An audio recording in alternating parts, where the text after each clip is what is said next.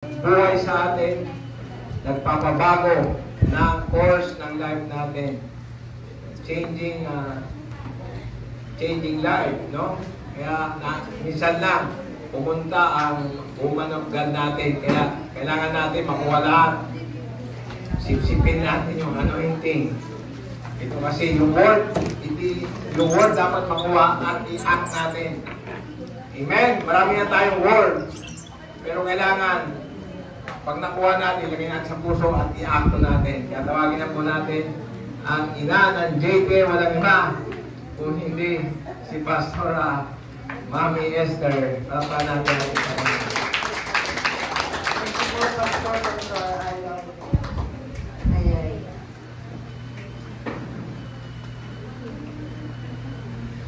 Magandang hapon po sa ating lahat. Hindi po ako important, ha? Nagpakatotoo lang. Okay. So, I thank the Lord dahil naibalik ako ulit dito ng ating Panginoon. Dahil alam niyo naman ang ating mga outreaches, no? Ito yung ating mga tahanan ng ating Panginoon na pinagkaloob sa ating lahat. Amen po ba? Amen. Kaya natutuwa po ako dahil, although nasasamahan ko si Bishop before, no? Ngayon gusto ko na kasing mag-meet din pati yung ating mga couples natin, no? Kasi in-instruct sa akin ng Lord after the pandemic na i-restore ang ating mga couples. Kasi ito po yung gagamitin ng Panginoon sa simbahan. Amen po. Ayan. So, gusto ko rin mag-share, no, sa birthday ni Dora. Okay, dahil natapat yung kanyang birthday nung Wednesday, no, yung iba nakarating po doon. So, siyempre, abala din kami. No? Anong gagawin natin? So, kinakontak namin si Dr. through Pastora Michelle, bahala na kayo. O di siyempre, so nag-isip kami, anong gagawin natin? Pero siyempre na, dahil tayo ay isang pamilya, so siyempre, paghahandaan mo, pag-iisipan mo rin. No, malayo pa, pag-iisipan mo kung ano ang gagawin mo, anong ihanda mo. So praise God naman, may konting na surprise din siya. Sabi niya nung nagsasalita, sana itatago namin eh, kaya lang nakita na niya may mga nagdala. No? Actually, biglang dumami po yung food. No?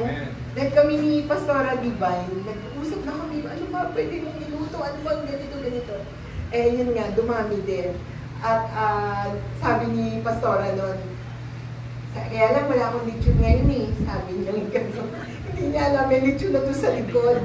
No? So nakakatuwa po, ang Lord i-prepare din lahat para ang anak niya ay matuwa. Amen po ba? Amen. At nung Wednesday na yon, alam ko mayroong Friday na susunod. Medyo nadulas yung lila ko. Sabi ko, Doktora, sa Friday, wala ho kami. Pantay, sabi naman niya, ha? Alin? Ito si Pastora Claire naman, biglang, kumambyo na, alin, hindi. Sabi niya, ganito gumawa siya ng ibang dahilan. Pero, hindi naman din ako, isa lang ako sa nakapag-squirrel nung Pero, sabi ni Doktora, hindi, alam ko naman yun. Alam daw niya. Ayun. So, nakakatuwa po, no? Kasi, pero totoo yung sinabi ni Doc Arnold, si Doktora ay lalong bumabata, gumaganda, no? Ano yun? Dahil sa paglilingkod niya sa Lord. Amen. So, 60, ako po ay 67. Magsi-68 na. Kaya hindi ko na makontrol yung aking, buho. Kailangan magpakatotoo na. Amen po ba? Pero I like it now. Gusto ko na ngayon. Sabi, mukha raw ako imported. Parang galing sa Canada, mga Canadian. Pero anyway, kailangan magpakatotoo. Ayun. So, magandang hapon uli at masaya po kami. Dala-dala namin yung kasiyahan kahit saan po kami pumunta. At napakaganda po ng title natin. So, let's pray muna. Panginoon, maraming salamat po sa hapon na ito, Lord God. Salamat po, Banal na Espiritu, that I believe, oh God, na meron kang gagawing himala, Lord, sa JTM Pasig, Panginoon. Na mula sa araw na ito, kung ako man ay nakarating na yung hapon na ito, Lord God. Lord, gusto kong makita, Lord, as we pray, oh God, na sa lahat ng aming pinupuntahan, Panginoon, Lord God, it is you, oh God, na gagawa ng himala, Panginoon. Lord, I declare, Lord, miracles, Lord, after miracles. Lord, I declare healing after healing, Panginoon. Dahil, Lord, apart from you, we are nothing, oh God.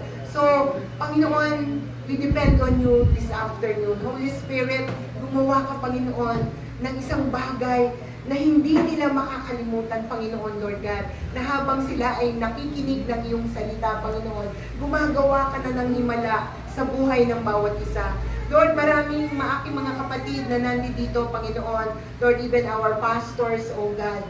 Lord, may kanya-kanyang mga sitwasyon, may kanya-kanyang dinadaanan. But still, Lord, you are the only answers to our prayers, oh God.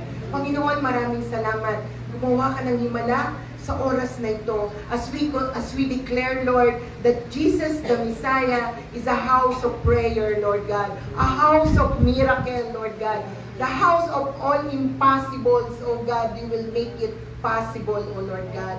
Panginoon, maraming salamat dahil, Lord, sa mga imposibleng ito, Panginoon, Lord, ay makikita namin ang kapangyarihan mo to give you power, to give you glory and honor, oh God. Salamat, Lord, sa kapangyarihan mo, Panginoon, na inilagay mo sa aming puso, Lord God, that in every situation and in every declaration that we will make, oh God, makikita namin, Panginoon, Lord, ang pagbabago. Makikita namin, Panginoon, on how you will mold us, Panginoon, in the name of Jesus.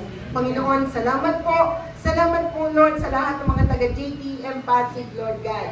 Lord, at salamat din sa malaking lugar, Lord, na inihahanda mo na, Panginoon, sa JTM Pasig, Panginoon. Lord, alam ko, Lord God, lahat ito magiging posible, Panginoon. Even, Lord, ang aming building project, Lord, maaaring sasabihin ng iba, ay hindi naman kami taga-Cubao. Lord, Pasig kami. Pero Panginoon, alam mo na we are one in your spirit. We are one in every project na ipinagkakaloob mo, Lord, sa leadership, Lord, ng JTM. Kaya Lord, we believe, Father God, Lord, mangyayari, maitatayo, Panginoon, ang building project na yan sa Potsdam, Cubao, Panginoon, in the name of Jesus. Lord, we are one in spirit, we are one in faith, Lord God. Lord, kaya sa hapong ito, Panginoon, sa iyong ituturo sa bawat isa sa amin, Lord, we will walk by faith, O Lord, in the name of Jesus. Lord, na naniniwala kami, you are the God who make ways, Panginoon. You are God who do miracles. You are God who do your promises, Panginoon. At Lord, makikita namin ang liwanag, Panginoon, ng iyong kapangyarihan sa pangalan ni Jesus. As you do miracles in every families, Lord, na nandito sa JTM Pasig, Lord, kami lahat ay mag-rejoice, Lord God, in the name of Jesus. Father, we thank you, we glorify you in Jesus' name.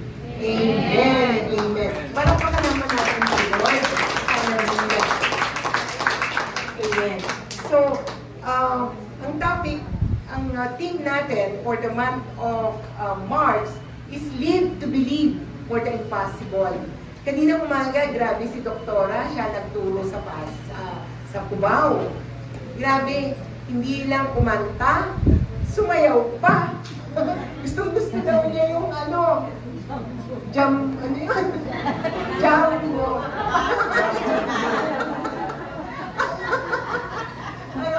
alam mo, saya-saya. Yung kaya malungkot ako nung nagsabi sa kanya ng Wednesday. Hindi nga kami makakapunta kasi nasa Bulacan na po kami. Marami din po kasi kami pinaayos pag Webes, Webes, Akala mo ulitin natin.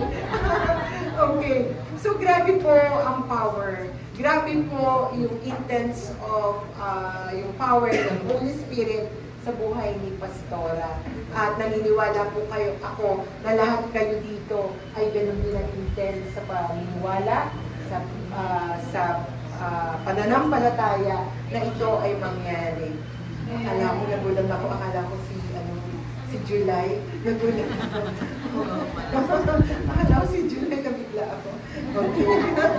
Sino ba yun? Si Kat? Oo, nagulat talaga ako, kasi ganun yun, ha? Si Kat. Hi. Kala ko ikaw yung manugang mo. Kaya nabigla ako ganyan, dahil hindi ko nakikita eh.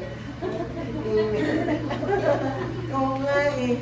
Okay. So, ang binigay ni Lord na title sa akin ay Believe the Unbelievable and Receive the Impossible. So yung po, kung kanina itinuro ni Doktora yung attitude, no? We must have an attitude to live and believe for the impossible. So, ngayon pong hapon, tayo ay dapat maniwala dun sa mga bagay na hindi ka paniwala. Minsan mahirap paniwalaan talaga, no? Paano ka maniniwala sa hindi nga ka paniwala? Pero yun ang sabi ng Panginoon eh, no? Believe the unbelievable and receive the impossible. O imposible nga eh, paano nga matatanggap? Diba? Pero si Lord, meron siyang sariling pamamaraan. Amen po? Ang gagawin lang naman natin ay sumunod. No? Ang gagawin lang naman natin ay ihakbang ang ating pananampalataya. Kaya alam niyo po ba, in every meetings, no? Wednesday, Bible study, Sunday, kailangan in every meetings natin, pataas ng pataas ang ating pananampalataya. Kasi maraming itinuturo ang Lord sa atin. Marami siyang itinuturo na kailangan maihakbang natin ito. Actually, napakarami na pong nangyari sa Jesus the Messiah. Unang-una na dito sa JTM Pasig, and dito to si Marilyn. Grabe po ang iniiyak namin lahat dyan sa panalangin. Kasi, hindi namin siya nakikita dahil araw-araw, o let's say Sunday, hindi. Pero kilala natin siya. And she is part of JTM. Ano man ang ginagawa niya dito siya dinala ng Panginoon. Ang isang tao na may dinadaanan, kailangan maramdaman mo yung dinadaanan din. At sila doktora, no? Sila pastora, ay si doktor at sila doktora. Matindi rin. Kung ano yung nararamdaman nila, nararamdaman din namin. So alam niyo po, ito'y tatalakayin natin ngayon. Alam niyo po yung panalangin ng pagsama-sama, ito po ay isang himala na ginagawa na ng ating Panginoon. Para bang sa dami ng lumuluhod, sa dami ng nagtutulong ang luha, tinutulong ang luha, ang Lord hindi po pwedeng pumilos. Kikilos at kikilos ang Panginoon. Kaya nga through prayer, sabi nga, we can move the hands of God. Basta't magkakaisa-isa tayo. Kaya naniniwala ako na dito sa Pasig, lahat tayo sumusunod sa leadership, no? Nila doktora, ng ating mga pastors na nandito sa ating harapan natin. Dapat nakikiisa po talaga tayo para mabilis. Kaya nga pag merong nagde-left turn, di ba? Parang nagiging isang dahilan. Bakit kaya nadi-delay? So meron palang hindi nagpo-focus, hindi nag-a-agree, no? So tayo, we are here, no, na magkaisa. Amen po ba? Amen. Okay. So believe the unbelievable and receive the impossible. Parang pag binasa mo, paano yan? Di ba? May mga tanong, paano yan? Anong gagawin natin? Okay. So, sabi ko nga, no, there are things in our lives which are impossible to believe, but which we can receive it. Marami tayong minsan sinasabi na imposible yan. Pero yung word na binitawan mo, na sinabi mong imposible, pero natanggap mo. Di ba? Okay, example ko na lang.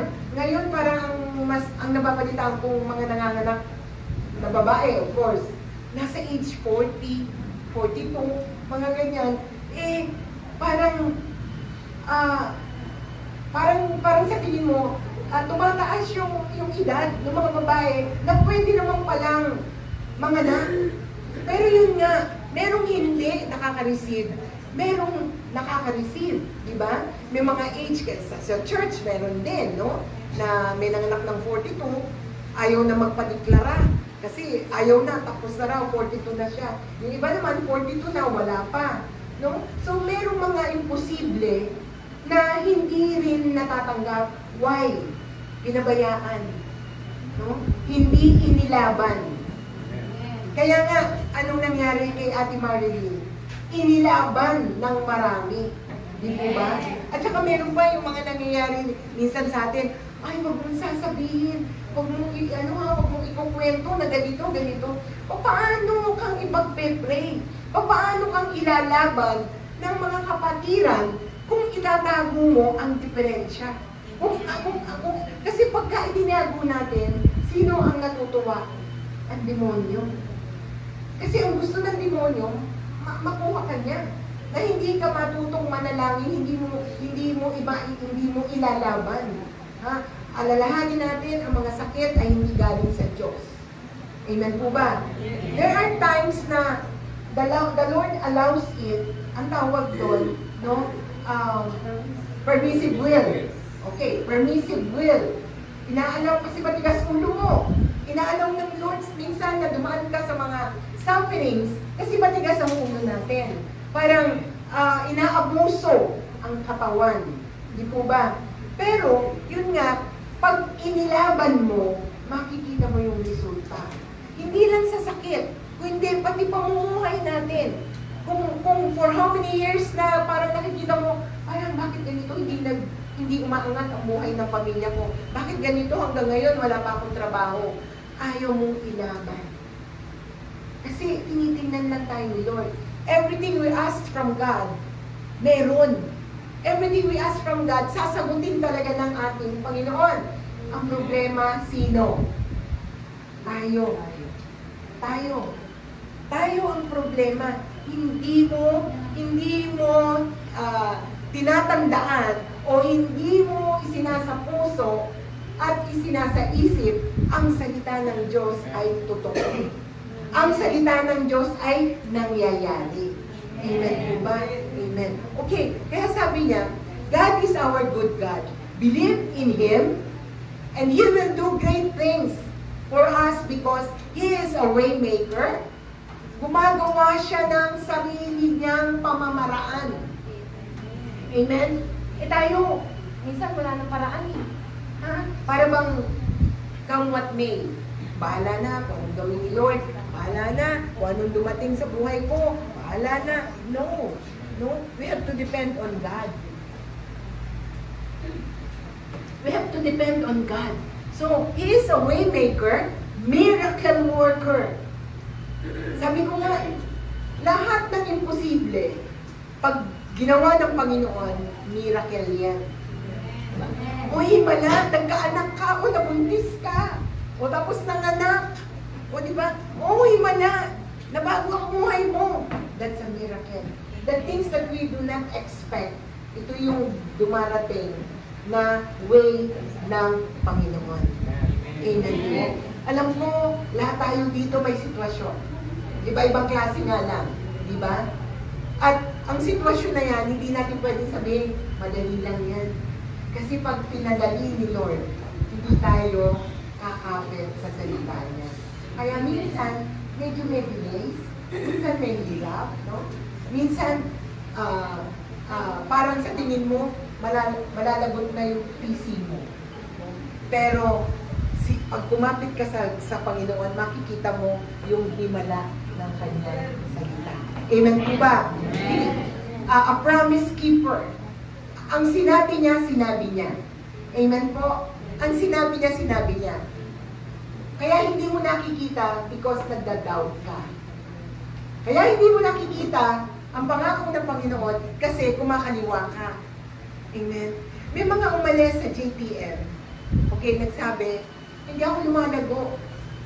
Isa ka lang sa 1,000 tao na miyembro ng JTM. Bakit ikaw lang ang hindi lumalago?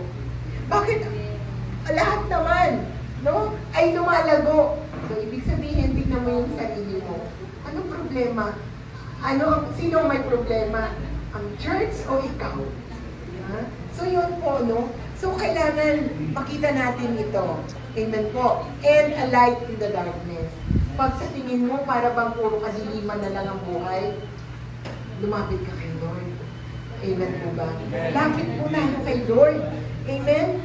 Kasi siya ang magbibigay ng liwanag. Amen? Nakaka-relate ka ba na? Ayun, may nagtanong, lumalago ba ako? May nagsabi pa nga na ano siya, tawag dito na hindi na-ordain, na i-appoint na pastor. Tinawag mo ba talaga ako noon? Alam mo yun?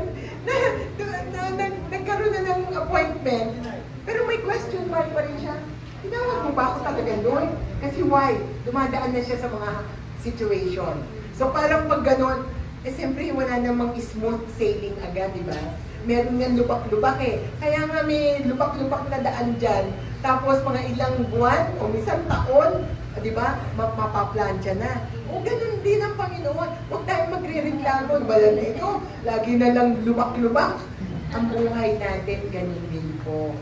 No? The more we experience lubak-lubak, the more na tumitibay ang ating pananampalataya. Amen. Amen po ba? Kaya anong sabi? 3, sabi niya, nothing is impossible with God. Yes, with men there are a lot of impossible in this world, but with God there are no impossibilities. Sa Panginoon, lahat yan posible. Amen po? Amen. Amen. Believe in the unbelievable and receive the impossible because both can happen. Kaya huwag na tayo magtanong. Di ba sabi nga, sige lang, tuloy lang. Every Sunday, huwag kayong mawawala dito. Yung mga nakakarating ng Wednesday, praise God. No? Kasi talagang gusto nyo makarating ng Wednesday. O, di ba? Okay, ano ba ang sabi? 5. Today, get ready now. No? Today is your day of miracle. Aba, tanggapin nyo yan. No? Today is your day of miracle.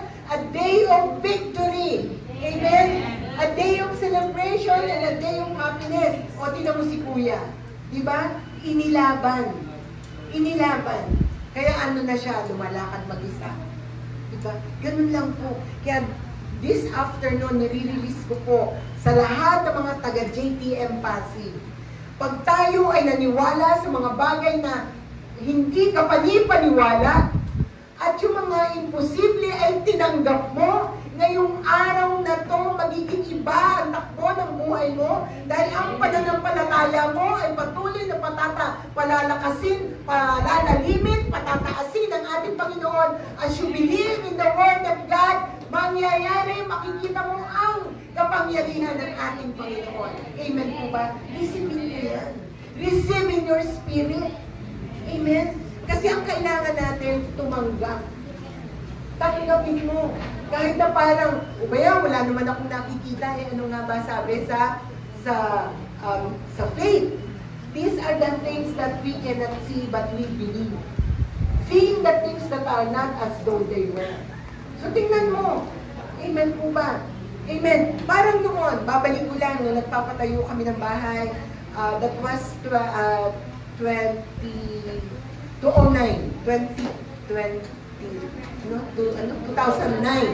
Okay, bakit gano'n na katagal nandito pa rin sa puso ko? Bakit? Kasi gawa ng Panginoon. Parang sa tingin ko, ano ba yan? Imposible naman kami makakapagpagawa ng bahay. Wala kaming ipon. Paano kang makakapaggawa? Pero sa tingin ko, imposible. Pero alam niyo po, as I pray, as we pray, as we kneel down, kasi Lord, likod mo kami. Gusto rin namin maranasan yung kapangyarihan mo na maranasan namin. Gusto ko magkaroon ng bahay.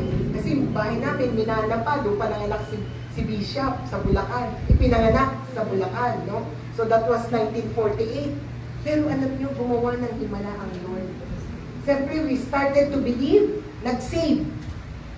Sino dito may mga savings? Taas ang kamay. Ayan. Yung mga may savings na yan, alam niyo po ba? That is already faith. That is already faith. When you started to save, you are using your faith na kung ano yung dinidesire nyo, mangyayari yan. Yan ang ginawa ko. Okay, wala kaming pampatayo, but we started to sing, believing na imumultiply ni Lord. O di ba nag-aral tayo ng God multiplies? God is a God of multiplication. So gagawin talaga ni Lord. You just step on faith. Sige, just believe. No? Mag-save ka little by little. At pag nakita ng Panginoon, as you believe in Him, imumultiply na yan. And so on. Nakapagpagawa kami ng bahay. Amen. Okay. So, can we open in our text now? In Acts 12, okay, 1 to 5, and then 6 to 19. Okay. So everybody read. About that time, King Herod Agrippa began to persecute some believers in the church. He had apostles named James, John's brother, killed with a sword. Sige. When Herod saw how much displeased the Jewish people, he also arrested Peter. This took place during the Passover celebration. O dito si Herod, narinig na natin ang kwento nito, di ba? Na talagang matindi rin ang ginawa nito sa mga believers. Okay. 4. Then he imprisoned him, placing him under the guard of 4 squads of 4 soldiers each. Okay. Herod intended to bring Peter out for public trial after the Passover. But while Peter was in prison, the church prayed very earnestly for him. So anong ginawa ng church? Nanalangin. Nanalangin. Grabe po. Very earnestly. Ibig sabihin, taos sa puso. Totoong pinapanalangin. Earnestly. No? Kasi meron mga nananalangin, kaya eto, hindi nakikita ang mga result o yung kasagutan, parang bubbles lang sa bibig, no? Pero when we pray earnestly, talagang pinakikinggan ng ating Panginoon. Amen. Okay. Example na natin si Ate Marlene. Okay. But sige, 6. That night, the night before Peter was to be placed on trial, he was asleep, fastened with 2 chains between 2 soldiers. Others stood guard at the prison gate. So, matindi ang ginawa. Fasten na yung paa. No? Talaga hindi na makakakawala. But suddenly, there was a bright light in the cell, and an angel of the Lord stood before Peter. So, may pinadala ng anghel ang ating Panginoon. The angel struck him on the side to awaken him and said, "Quick, get out!" And the chains fell off his wrists. Bakit nangyari to? Sinong pinadala ng ating Panginoon? Ang angel. Bakit agad kumilos ang Panginoon? Because of their earnestly prayer. Amen? Matinding panalangin. O diba? I hope naiintindihan po natin ito. Pag nagkaroon ng sitwasyon, bigay agad natin ang matinding panalangin at paniniwala na yung mga pinanalangin natin ay mangyayari. Amen po? Bahala si Lord kung ano ang way niya na para ikaw ay matugunan. Para ikaw ay mailigtas. Para ikaw ay gumaling sa anumang sitwasyon. Amen po ba? Okay. So anong itinuturo sa atin ngayon? Earnest prayer. May verify, di ba? Okay. So, nagpadala agad si Lord ng anghel. Ang anghel kasi, ang angels are divine creation ng Lord. No, kinreate din sila. Kaya lang, sila yung hindi wino-worship. Kasi ang mga angels ay kagaya rin natin na servant of God. Amen? Nasabi nga, we have all angels in life. May kanya-kanya tayong anghel. So, in case of situation, pwede mo yan utusan. Ha? Like a servant of God. Diba? Ano ang servant? Sumusunod sa mga kautusan. Okay, so anong ginawa? Pinapunta ang angel, no? In the form of human. So nakalapit, no? Okay, so sabi ng angel, quick, get up. And the chains fell off his wrist. Anong nangyari? Himala. Sinabi lang naman na tumayo ka dyan, hindi naman siya kinalagan. Pero immediate fell off ang nangyari, nabuksan yung chain. Okay? Sige po, taas natin. Then the angel told him, get dressed and put on your sandals. And he said, and he did. Now put on your coat and follow me. The angel ordered. So, ano doon yung, pero ang scene dito, siya ay natutulog. Diba? Natutulog siya. Kaya pwede natin pungatan to. Pero anong nangyari? Lahat ng sinabi ng angels, sinunod niya. Hanggang sa magbihis ka. Ha? Siguro nakahubad. Magbihis ka. Put your sandals. Sumunod naman siya. And follow me. So sumunod naman siya. That is the instructions of our God. Amen po. Through the angels. Amen. Okay. So sabi niya dito, okay, follow me. The angel ordered. 9. So Peter left the cell, following the angel. But all the time, he thought it was a vision. He didn't realize it was actually happening. Sabi ko nga, naalimpungatan siguro eh. Basta narinig na yung boses, get up. No? Sumagot agad siya. Ay, sumunod agad siya. Okay. So, he didn't realize it was actually happening.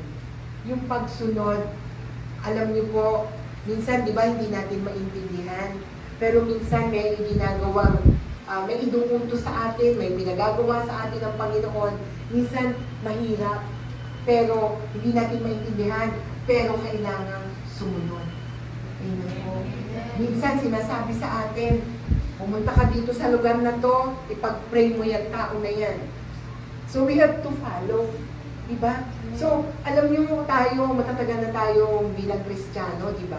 Kailangan maging keen, maging matalas ang ating tenga sa mga instructions ng Lord. Amen po? Like yung binigyan sa akin ng instruction ng Lord, this, i-restore ang lahat ng mga couples sa different churches natin. So, gagawin ko to. Kahit na parang sa tingin ko nun, paano kaya, Lord, hindi ko na ilan na mga umaaten, ganito, but to no questions asked, I have to do it. I have to do it. So, ayun. So, nakita ko naman na sinasamahan ako ng ating Panginoon. Okay. Sige po. They passed the first and second guard post and came to the iron gate leading to the city. Ayan. Sige po, magbasa po tayo. And this happened for them all by itself. Grabe, automatic. Parang ano yun? Ay, yung mga automatic. Doon may automatic na. Pero walang mga Oo, may mga sensors na. Pero dito si Lord. O diba, pag-iisipin mo, grabe ang himala pag kumilos ang Lord. Di po ba? Yung mga imposibleng bagay, kaya ipakita sa atin ng ating Panginoon. Kaya alam nyo, ano tayo, change our mindset. Huwag na tayo mag-doubt. Maniniwala na ako sa lahat na sinasabi ng Panginoon. Okay. So, and this opened for them all by itself. So they passed through and started walking down the street.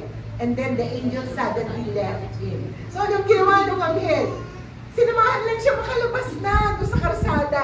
Imagine natin, ang prison cell, ilan yung dadaanan? Diba? Ilan yung dadaanan na may guard para hindi ka makalabas, diba? Pero gabi ito, dahil natutulog no? Paglabas ni Peter, bigla na lang bumubukas.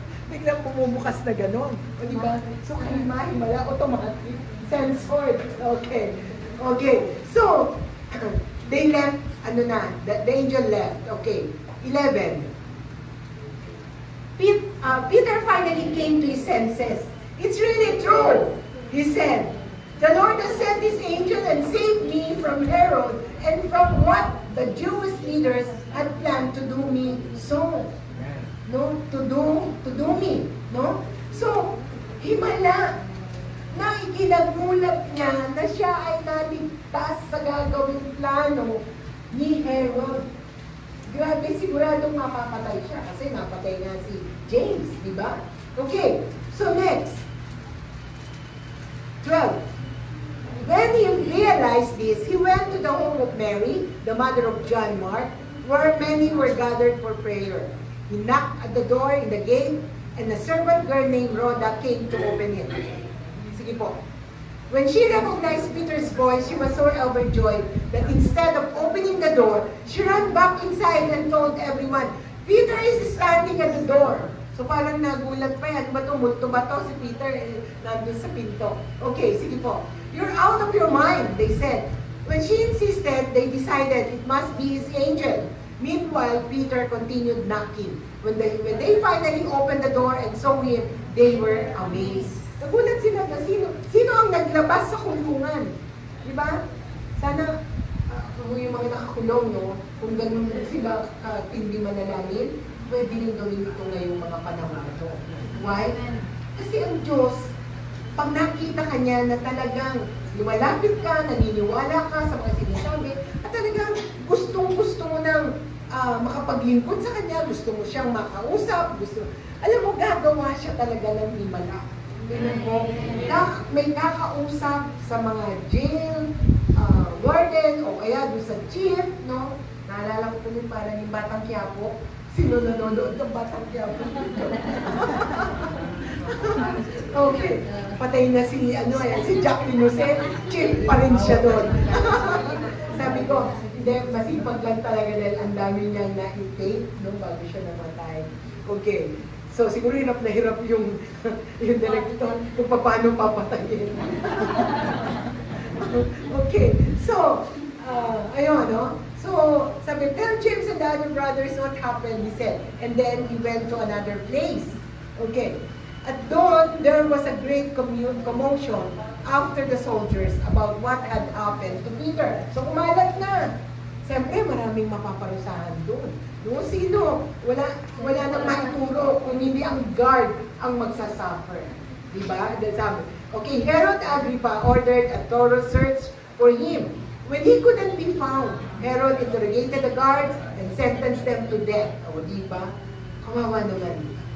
Afterward, Herod left Judea to stay in Caesarea for a while. So, nakita po natin yung himala dito ng ating Panginoon. Ang sitwasyon ni Peter, sabi nga, very tough.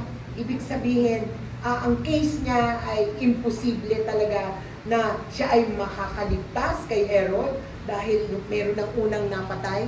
No? Pero hindi pumayag ng Panginoon na maranasan nito. Okay, so ano pa ang sabi? Tingnan natin sa situation. Okay, so dito kikilos ang ating Panginoon. Sabi niya, it was impossible for them to get back their year. Totoo yun. Diba?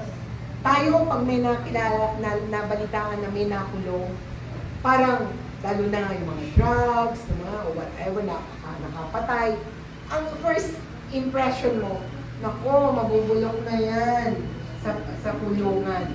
Kung hindi ka magbe-bail, no bail, okay? O walang mag-aasikaso, mabubulok.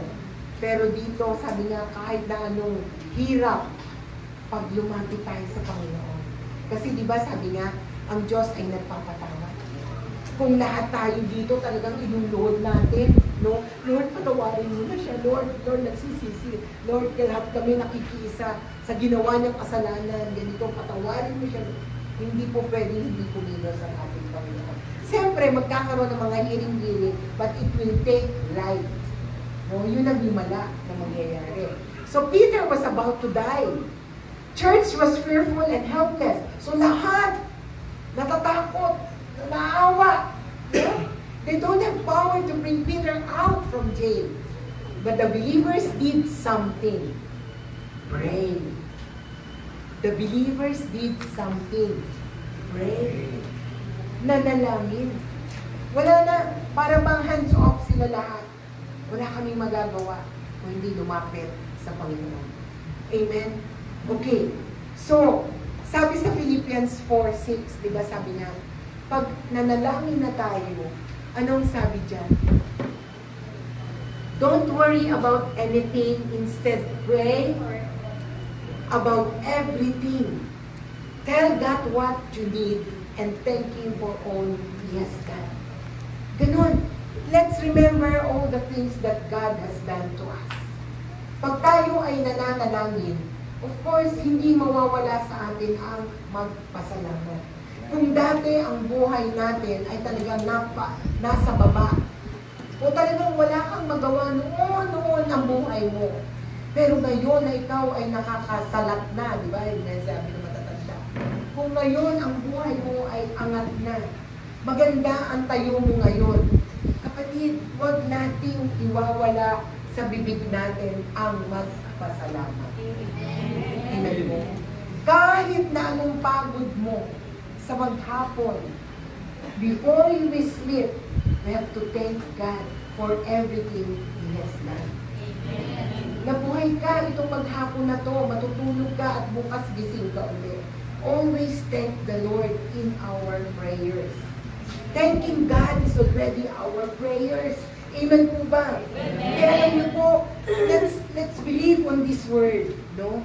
Let's believe on this word. Prayer is just a simple communication with the Lord. Amen po. Lord, salamat. Dahil pinagpala mo ang buhay ko itong maghapon.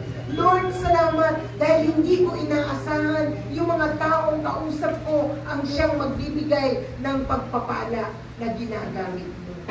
Lord, salamat po dahil naligtas mo ako. Itong maghapon ito, binigyan mo ako ng kalakasan. We always thank God. Salamat din sa mga anak namin, Lord, na patuloy mong binabago ang mga ugali. At siyempre, lalo na ikaw, sa sarili mo. Salamat, Lord, dahil may taong mga naniniwala sa akin. Amen? May nakukuha po ba natin? May taong naniwala sa iyo. Amen po. Amen. Kaya, sabi niya, don't worry about anything. Pag nanalangin ka, ibigay mo ng todo-todo.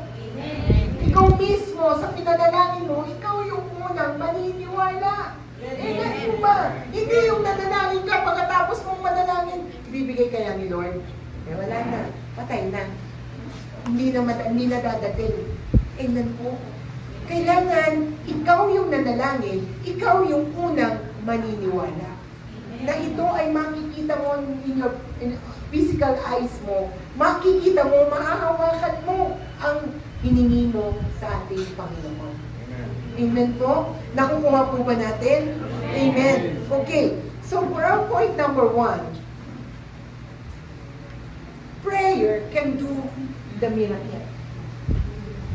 When God answered our prayer, it is already a miracle to us.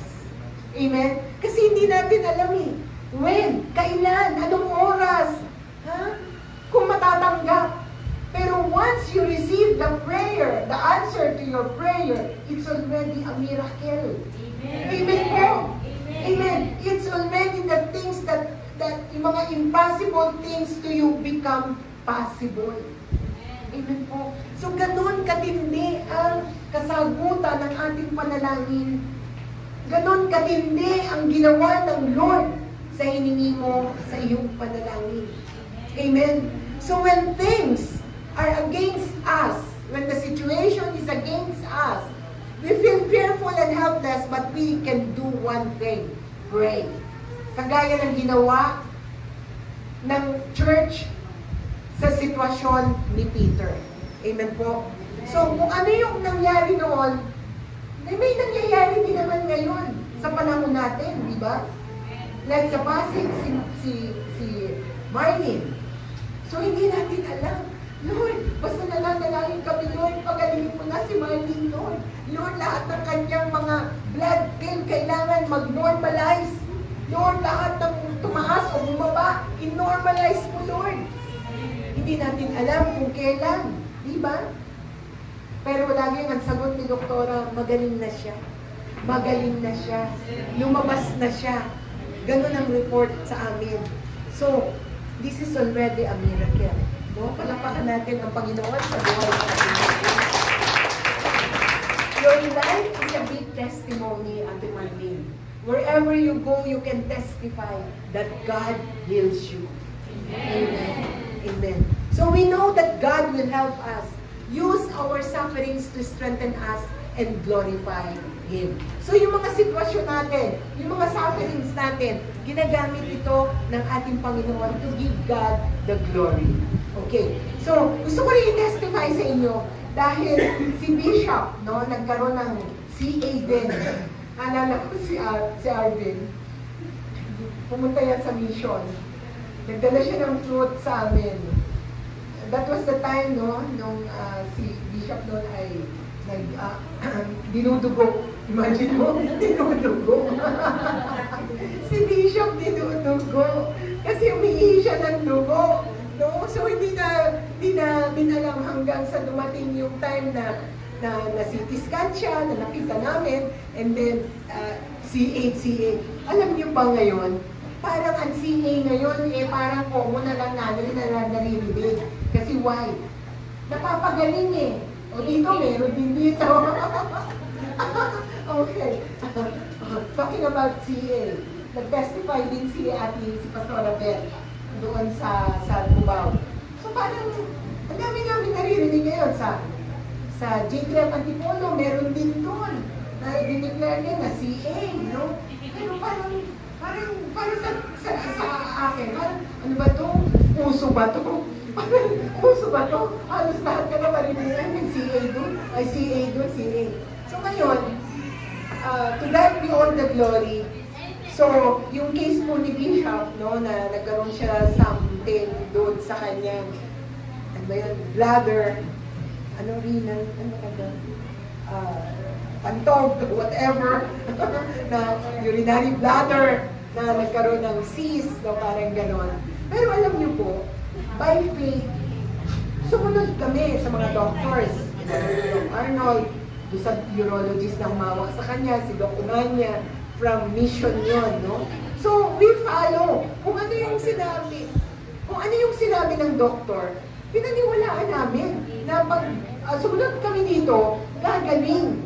So, sumunod kami. Kahit medyo mabigat yung 6 days na BCG. Ibang BCG sa bata.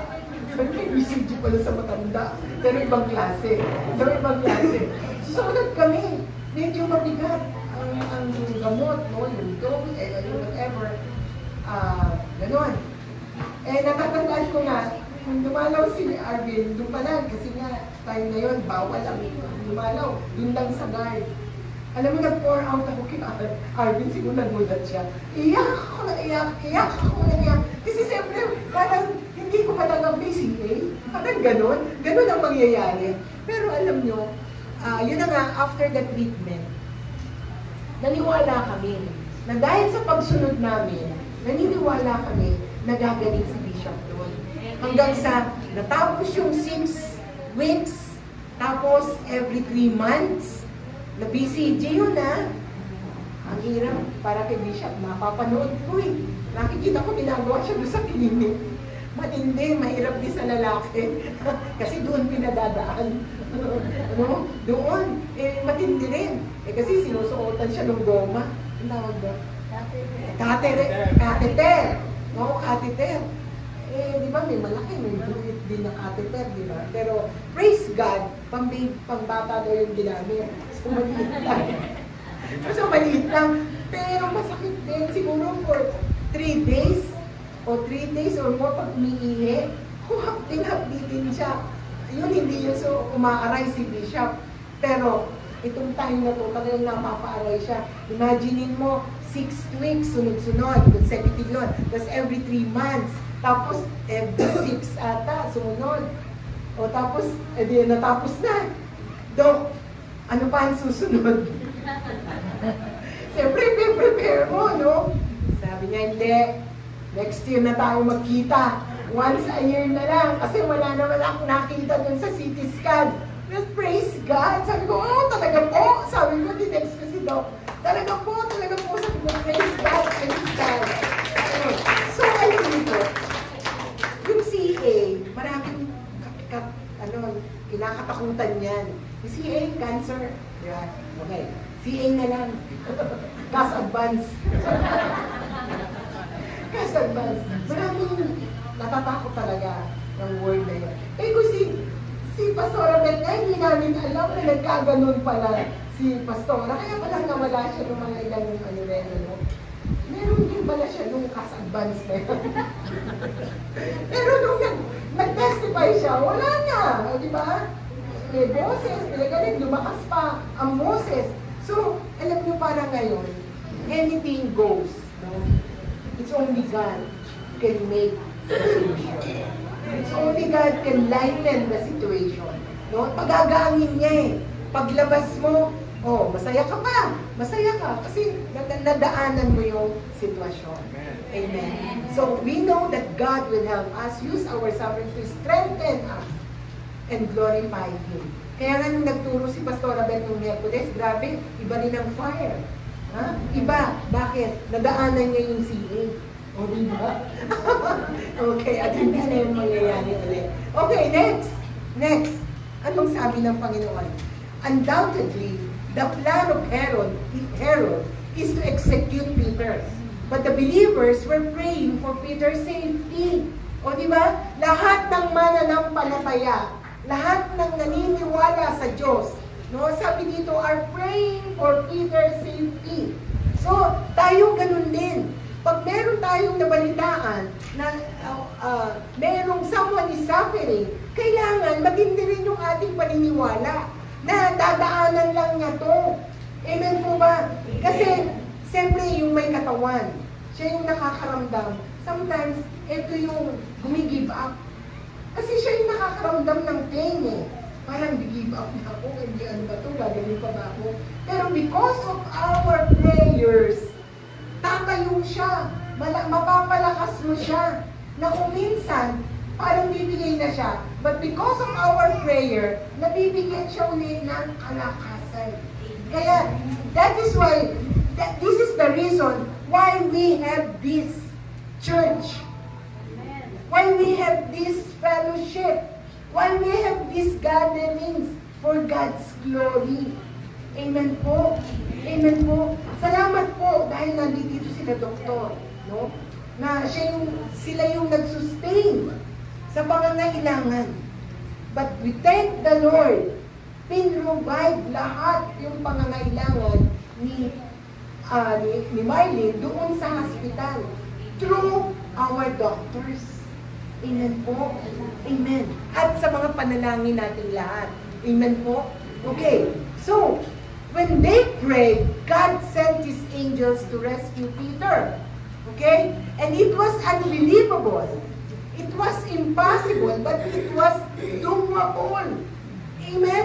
Na pwedeng mangyari. Yung mga imposible, pwede talagang mangyari. Sabihin natin yan, ang imposible ay pwede talagang maging posible. Kaya I hope po, na-develop yung faith natin ngayon. Amen po. Amen. So, example po. Okay, marami ngayon ang mga matataas ang sugar. Masyadong sweet. Masyadong sweet. Ayaw tigilan. Ang kakakain ng matatamis. Ha? Ang kakakain ng maraming kanin, rice, ha? 1 kilong prutas. Ha? Alam nyo, ito nga yung sinasabi. Hindi galing sa Diyos ang sakit. Pero dahil sa katakawan natin, dahil sa kasibahan, itinatago pa. Akin to. Akin lang to. Bibili ng 1 kilong ubas. Lahat ng matatamis, oranges. Alam nyo, nagsabi nga sa amin eh, tigilan nyo na. O hindi naman sinasabi ng doktor na, huwag kayo kakain yan, huwag kayo kakain yan. Pero limitahan na. Diba? Sabi niya, ilang taong ka na? Kunwari, si Daddy, 75, 76. Oh. Eh diba, at the age of 76, lahat naman ng pagkain, nakain mo na. lahat naman ng prutas nakain mo na. Pero hindi naman pinagbabawal na huwag kang kakain. Limitahan mo lang. Amen! O amen lahat ng mga mahihilig dyan na magtago. Ay, magtago ng pagkain. Oh, yung narinig ako, huwag na lang daw mag-Sharon.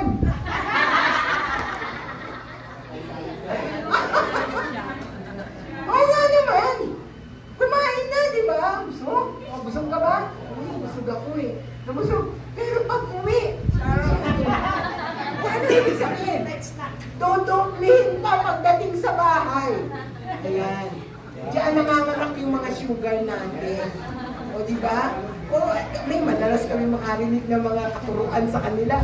At nag-iingat na rin kami kasi pag hindi kami nag-iingat, ayan na naman, tatawag kay Dok, kay Doktora.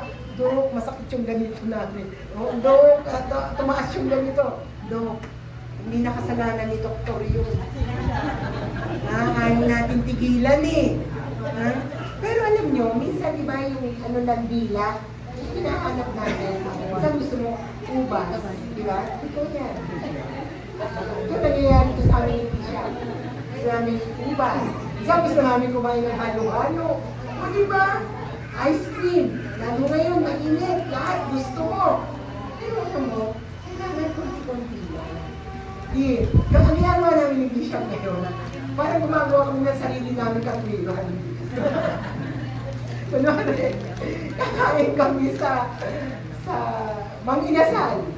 Ano kakainin doon? Chicken. Okay. Halo-halo. Ay, hindi na kami nagkakasin.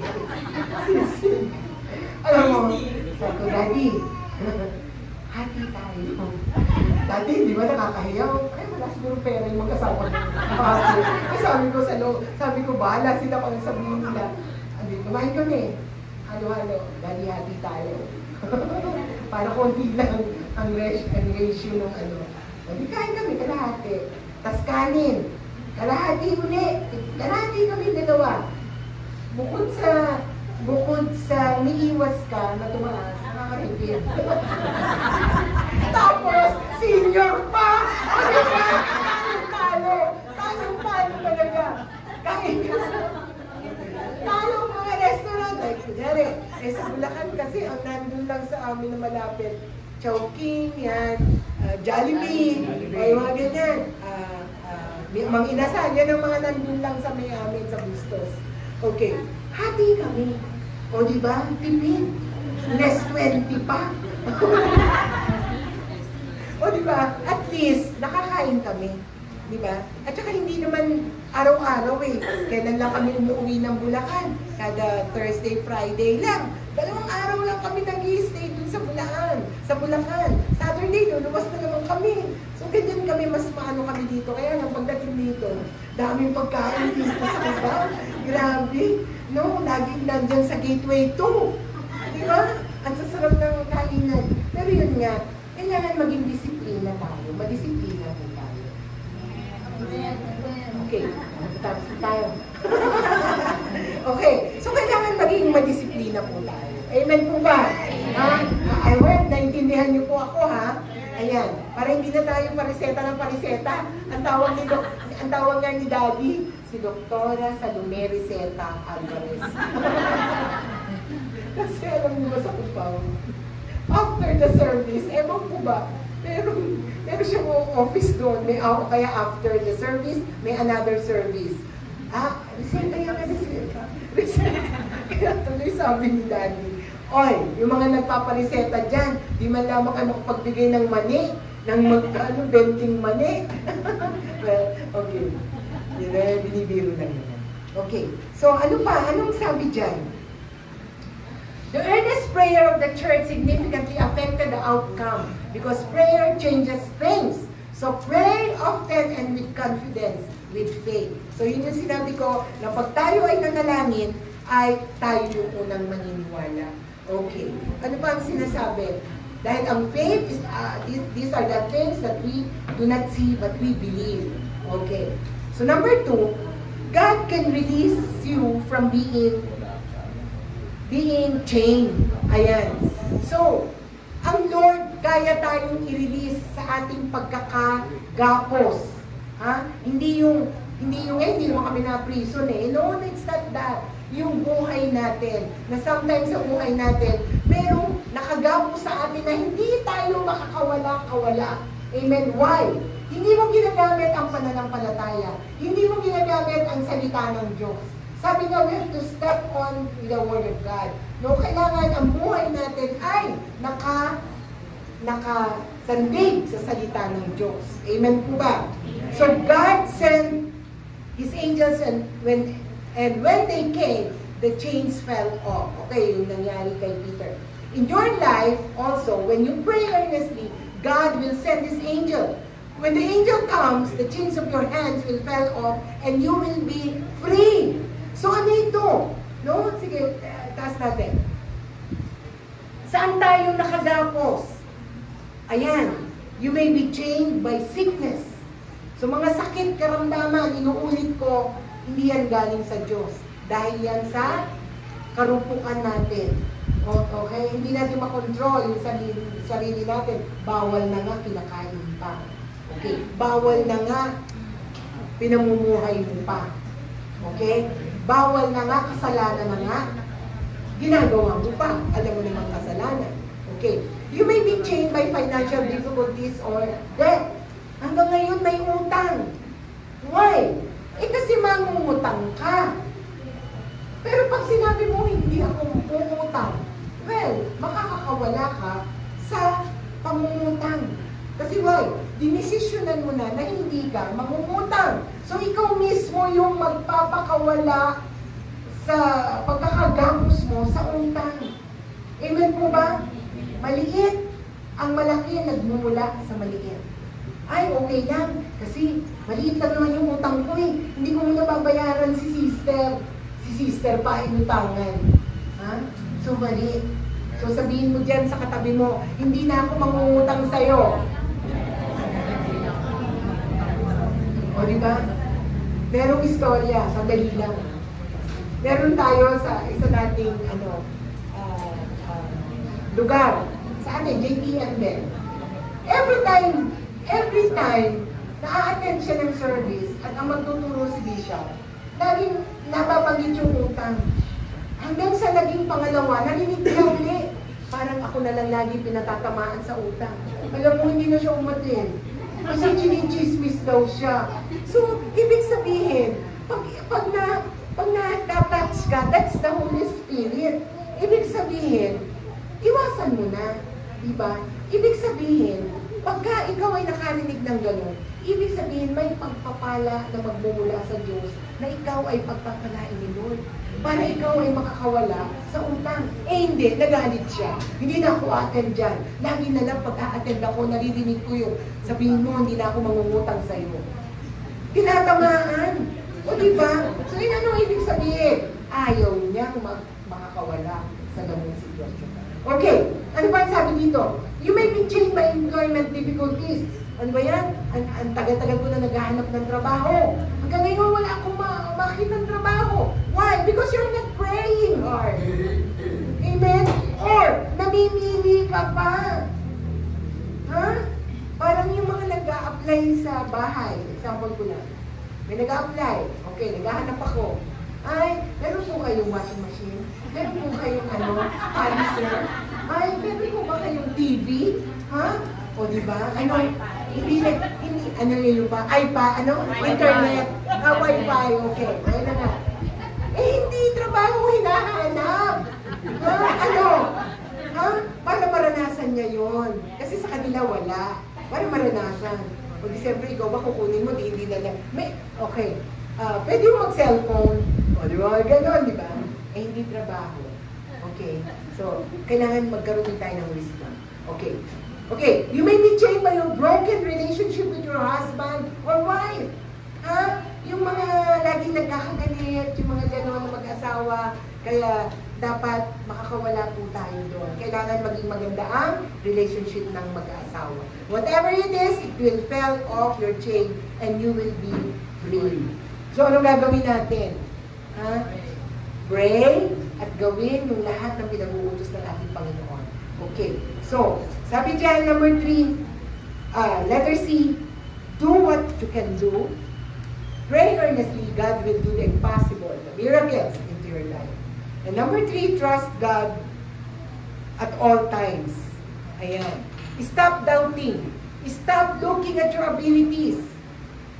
Huwag mo sabihin, kaya ko yan, alam ko na yan, hindi na ako attend ng church, alam ko na yan, magbabasa na lang ako. Mali. No? Stop looking at your abilities. Trust and believe God and let Him do His job and do yours. Amen po. Mga bagay na hindi natin kaya, isurrender natin ito sa Lord and God will do it. Amen po. Okay. With men, there are a lot of impossibilities in this world, but with God, all things are possible. Live to believe for the impossible. Sabihin mo nga dyan sa katabi mo, live to believe. For the impossible. Amen. Amen. Okay. For our conclusion, let's read Mark 11. Okay, sabi dito, therefore, I tell you, whatever you ask for in prayer, believe that you have received it, and it will be yours. Amen? No doubts. Amen? So ito, anong tinuro sa atin ngayong hapon? Well, let's be in prayer. In all things, pray. Magpaplano ka, pray. Whatever you want to do in your life, pray. Kailangan sambutin natin sa ating Panginoon. Amen po. And please, keep on reading the Bible. Keep on reading His Word. No po? Kasi dito tayo mapapalakas. Dito tayo mabibigyan ng tamang direksyon. Amen po ba? Amen. May naiintindihan po ba tayo? Amen. Okay, let us all stand up.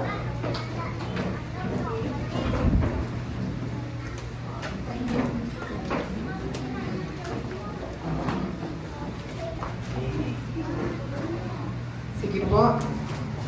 Sige, let's recognize the Lord our God today as we